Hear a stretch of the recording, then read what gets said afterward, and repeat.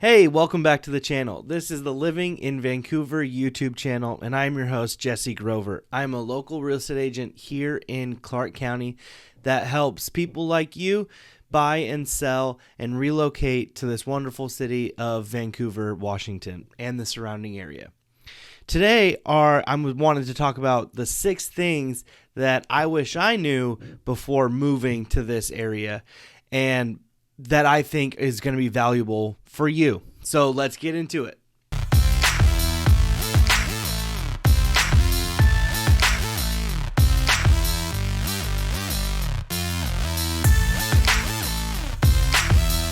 Now, the first thing I really want to touch on is the amount of rain. I think that the Pacific Northwest is definitely known for its rain and being wet and soggy, but in reality, it does not rain as much as we get led on to believe. So let's look at my screen. I'll show you some numbers. So going off of Portland, Oregon, right here, we actually have 163 days average of rain and 44 inches a year on average. Might seem a lot, but when you look at other areas that people are definitely moving here from or moving to and considering, comparing it to San Antonio, Texas, which is pretty close to Seattle, Washington in amount of rainfall, or even Tampa, Florida down here, they have almost 50 inches of rain in 108 days. So compare that to 108 to 163. The Portland, Oregon, Vancouver, Washington definitely has more days of rain, but not more inches and amount of rain.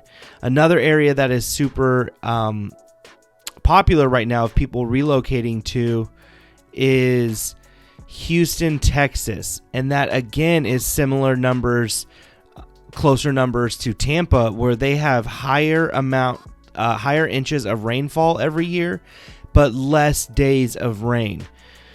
So here in Vancouver and Pacific Northwest, Portland, Oregon, we definitely have a lot of days of rain, but those days are more sprinkling. It's more just constant small rain.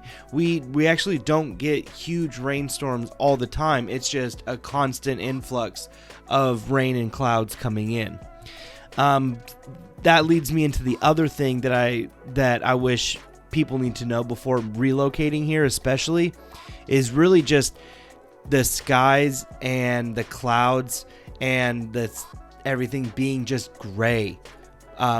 More than that 163 days, that number that we saw, that is a bigger factor to me and my family personally is the limit of sunlight.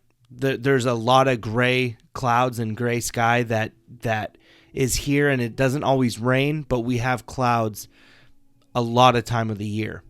But our winters can be kind of long. They kind of drag out. Spring, in winter, and fall, it gets kind of homogeneous blend between the three. And so that's that third point of my list is it gets a little exhausting when you're inside a lot, or you're just needing a rain jacket or something to go outside, and you don't want to be in the rain or in the cold or anything like that. It can drain on you if you're not used to it. So definitely be prepared, and you need to get vitamin D elsewhere. A lot of people, tanning is popular here, and vitamins and other things, but people still get outside majority of the year. That's why we have so many hiking trails and outside activities where it doesn't really matter what the weather is outside. But what that leads to is the summers here. And summers in Vancouver, Washington, and the Pacific Northwest are some of the most beautiful things in the entire world. This area is picturesque, amazing, Bob Ross painting type situations here. And it's beautiful. It's those 2 to 3 months of summer are completely worth the rest of the year. And it really, everybody goes outside, everybody's playing until it gets dark. Like it's amazing here. There is some hot times here, but humidity is very low because it's very crisp air. Very, rain, wet, clouds, air comes through, so it's very clean and crisp air here.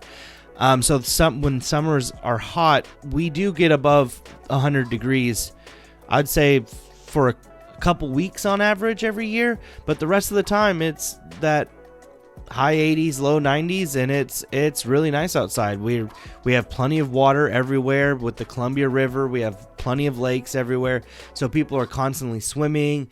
They're boating. They're doing lots of activities outside, and it makes it for an amazing time. Vancouver is not a city life. We are a suburb of Portland, and we're a suburb.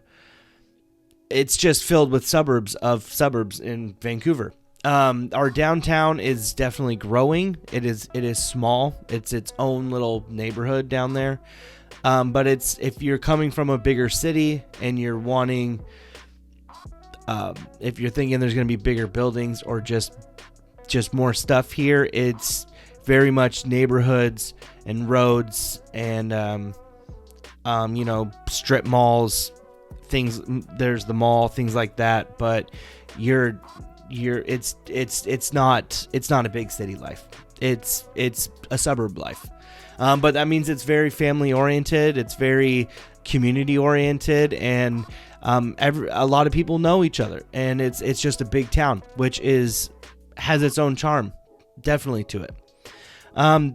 The last item is that you're definitely going to need a car because it's not a city life. Public transportation is getting better. The bus system is growing, but we don't have stuff like Portland does. We don't have the Max. We have